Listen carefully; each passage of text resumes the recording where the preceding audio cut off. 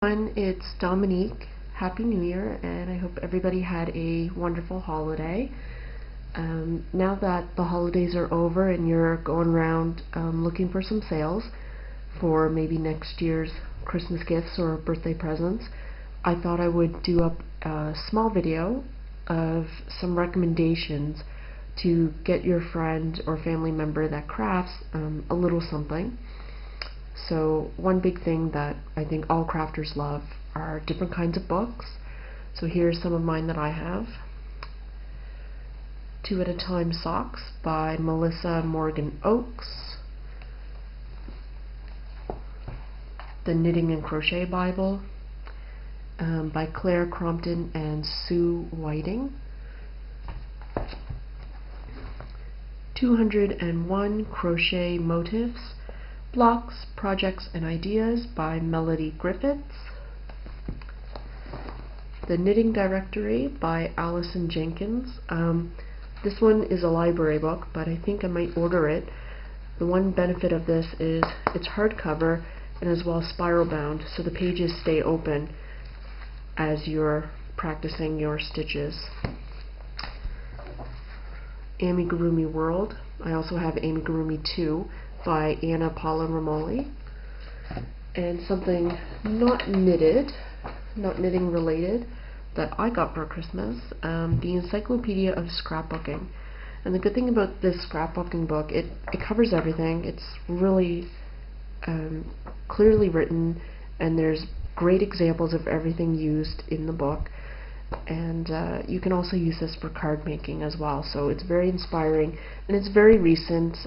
Lots of nice pictures and layouts that you can easily use in a scrapbook, a journal, a card, or a memory box, by all means. So that's my new favorite book. And if you're not sure what kind of book to get, by all means, hunt around your friend's library or stash. And another alternative as well is getting a magazine subscription to any kind of knitting or crochet or crafting magazine. There's pretty much a magazine for any kind of craft out there. Some stocking stuffer ideas. Here's my messy jar. You can always get double pointed needles. You can always get some stitch markers. These are always handy, knitter's best friend, and a crocheter's as well. There's different kinds. This one I have here, it locks, so you just squeeze it like a safety pin, and it's not really sharp, it's plastic, and you can lock it into place. So the good thing about these ones, and I'm presently using this in a sweater I've started for myself, one of my New Year's resolutions that I'm actually working on. I had to count out my stitches for the sweater and mark off what are the sleeves and what's the front and the back of the sweater, and I wasn't paying attention as I was counting stitches. So what I was normally using was just one of these stitch markers. As you knit, you just slip the marker and keep knitting your stitches as you go around. But I wasn't looking, and I didn't place one in time, so for now I have one of these locking ones until I go around again. Then I know, oh, okay, here's the sleeve, and I'll pop in a round stitch marker. So you can't use the round stitch markers in crocheting, just so you know. You can use these lockable ones, and there's another style that I don't have that looks just like a little earring almost. It's almost like a little curl, and it has a pointy end, and then you can put it into crochet or knitting. It hooks on like this, or you can just insert it into a stitch if you're trying to keep track of a round while crocheting. So stitch markers are great for little stocking stuffers. What else do I have here? A nice pair of scissors, sharp and pointy. I wouldn't recommend it for someone maybe under the age of 12, depending on the child, if you're shopping for a child. But these are handy, and they're small. I don't have one personally, but something like a needle box or some sort of zipper pencil case to keep your needles in would be great. If the person has primarily bamboo or wooden needles, like these puppies here, a tin case would be ideal. Something hard that would protect them, you know, at the bottom of the bag. And what else would I recommend?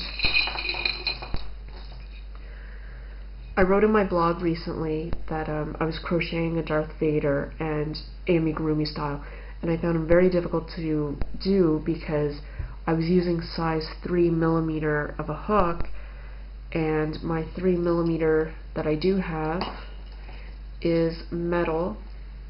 I don't have it here, but this one is size 2mm, so it's a tiny hook. It's quite thin. Yes, metal hooks tend to have a flat base for your finger and thumb, but I found it very uncomfortable and I had a lot of cramps in my hand. But I strongly recommend these Clover crochet hooks.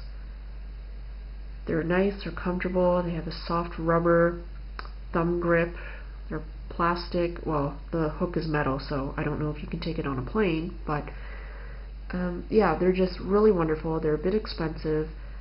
I paid a little under €6 for one hook, but it was well worth it for the project I had to do, and I would only recommend these for people with really bad hands, or for when you're doing very intricate crocheting like lacework or amigurumi, something with a very small hook, so maybe 3mm or smaller. I would definitely recommend one of these Clover crochet hooks. Then there's these little things. They come in a different shape and variety. You can get like the coil style, or this one looks like a little sweater, and it's to hold your needles together. So if you have them in a needle box or in your purse, you can just stick them together. They can hold up to 3 or 4 of them, I think. They're pretty flexible. They're just little pieces of rubber. And it's just to hold your needles together to prevent stitches from falling off and keeping your sizes together, especially if your needles aren't marked like metal ones sometimes aren't.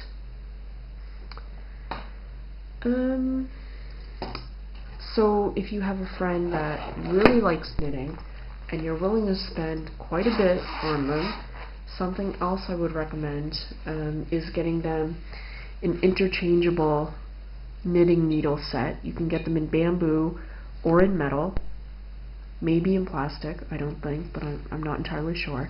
And you can get this as well for crochet hooks. Crochet hooks are significantly cheaper. This set I got as a gift from Canada, from my mom, and it was at Michael's Arts and Crafts store.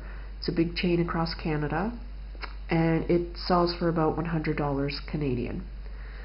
So I strongly recommend a coupon. Michael's always has coupons, or looking around for a good sale, or saving up. And in the next video I'll show you guys how to set up your interchangeable knitting needles if you have them. So I hope that helps. There's by all means all kinds of great ideas that you can do for Christmas or birthday, but I hope some of this helps and makes your shopping for next year a little bit stress-free. Thanks so much for watching. Have a great day.